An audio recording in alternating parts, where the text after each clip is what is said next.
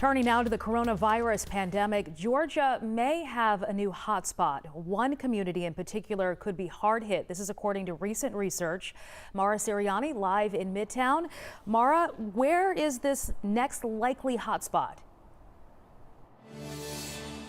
This is all according to researchers at UGA's College of Public Health, and they think that community could be Southwest Georgia. So as you mentioned, this is brand new research, and they looked at several factors, including underlying health conditions in every county in the state. Now, they analyzed the highest incidence of heart disease, obesity, and diabetes, as well as the number of older folks and minorities. When mapping out those counties, researchers say they line up perfectly with the areas of Georgia hit hardest by COVID-19 deaths and infections, particularly in Southwest Georgia, which they say has the highest percentage of coronavirus cases compared to its population.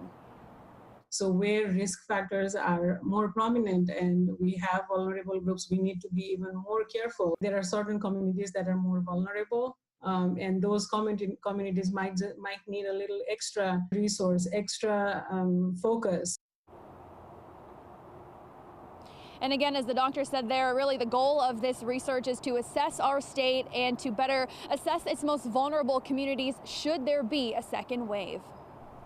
All right, Mara, thank you. So the way Georgia reports its COVID-19 data is coming under heavy criticism. The state health department admitted to incorrectly posting a misleading graphic, and that's why 11 Alive has an entire team of journalists independently verifying and tracking all of this data and information for you. Earlier this week, Governor Brian Kemp tweeted, Georgia reached its lowest number of COVID-19 positive patients hospitalized since April. Let's put that in perspective. Here's what the numbers show. 986 people are currently receiving hospital care for the virus, which is down from 1,500 on May 1st. Why May 1st? Well, that's the day this information started becoming publicly available. It's also the day that Georgia partially reopened. And it's a great sign, but it's only one of several things we're tracking here. This morning, there are nearly 39,000 confirmed COVID-19 cases in Georgia, with well over 12,000 cases since May 1st. What does that tell us? The spread has let up, but it is still climbing in Georgia. Another key factor, deaths, which are still on the rise. Since May 1st, 564 people have died for a total of 1,675 deaths statewide.